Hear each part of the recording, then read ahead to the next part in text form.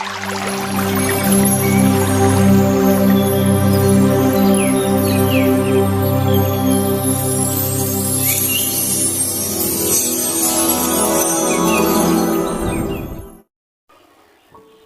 दोस्तों, आप सभी का स्वागत है हमारे YouTube चैनल स्मार्ट गुरुजी हरि पर। आज मैं आपके लिए एक कहानी लेकर आया हूं, जिसका मुख्य उद्देश्य गुरु के महत्व को समझाना है।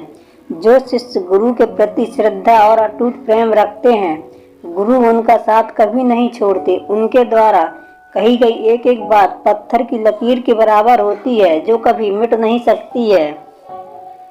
हमारी भारतीय परंपरा में गुरुजी का स्थान त्रिदेव शिव, ब्रह्मा, विष्णु से भी बढ़कर माना है। अबोध अज्ञानी बच्चों के ज्ञान के नेत्र खोलने वाले गुरु ही होते हैं।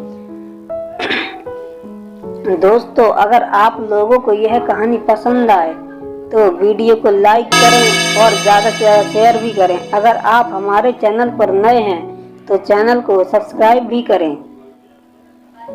एक वक्त की बात है, किसी गांव में एक बड़े तपस्वी रहा करते थे। वे अपने शिष्यों को नित्य पाठ पढ़ाया करते थे। उनके यहाँ गांव के सभी शिष्य उनके यहाँ विद्या ग्रहण करने के लिए आते थे।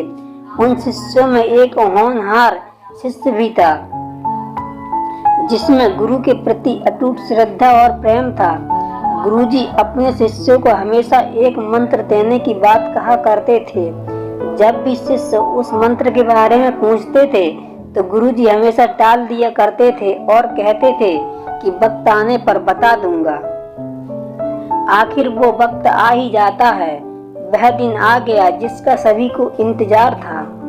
जब गुरुजी ने अपने सभी शिष्यों से कहा, आज मैं आपको वो मंत्र दूंगा जिसकी आपको 12 माह तक सिद्धि करनी है।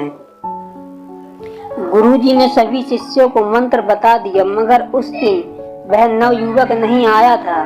अगले दिन जब वह नवयुवक आया तो उसने देखा कि सारे उसके मित्र उस मंत्र की सिद्धि में लगे हुए हैं।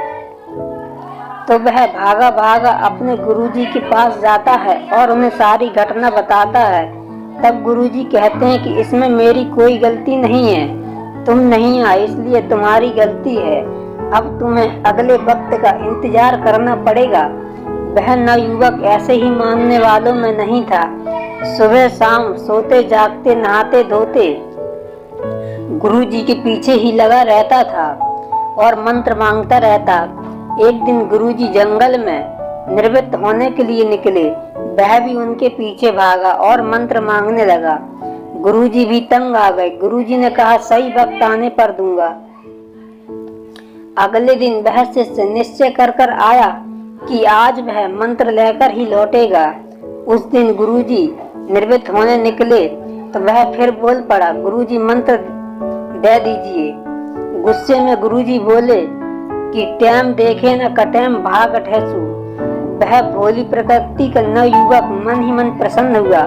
उसने सोचा कि यही मंत्र है। वह प्रसन्न मुद्रा में इसका जाप करने बैठ गया। कुछ समय बाद उसी गांव में एक लड़के की मृत्यु हो जाती है, जिसकी नई नई शादी हुई थी। सभी दुखी हारे मन से शमशान की ओर ले जा रहे होते हैं। तभी किसी को याद आता है कि हमारे यहाँ कुछ संत हैं जो मरे व्यक्ति को भी जीवित कर सकते हैं। तब वह लोग उस मरे हुए लड़के को लेकर शिष्यों के आश्रम में जाते हैं और उनसे विनती करते हैं कि आप हमारे पुत्र को जीवित कर दें। तब वह शिष्य अपने सारे मंत्र लगा देते हैं, लेकिन उनका कोई भी मंत्र काम नहीं आता है। जब आखिर में वह नवयुवक आता है तब वह अपना मंत्र लगाता है और कहता है कि टैम देखे न कटेम भाग अठेसु का मंत्र जाप करते ही वह लड़का जीवित हो जाता है। यह देखकर सभी शिष्य आश्चर्यचकित हो जाते हैं और गुरुजी के पास जाकर उनसे कहते हैं कि आपने हमें नकली मंत्र दिया है, असली मंत्र तो उसके पास है जो लड़का वह उस दिन नहीं आया था। गुरुजी ने उस नवयुवक को बुलाया और उससे पूछा कि तुझे मैंने मंत्र कब दिया। वह बोला, आपने ही तो बताया था कि टैम देखे न कटेम भाग अठेसु। गुरुजी बोले, वो कोई मंत्र नहीं था, यह तो तुझे भागने के लिए कहा था। तेरी अटूट श्रद्धा और विश्वास और भक्ति से यह सिद्ध हो गया कि तू ही मेरा सच्चा शिष्य है।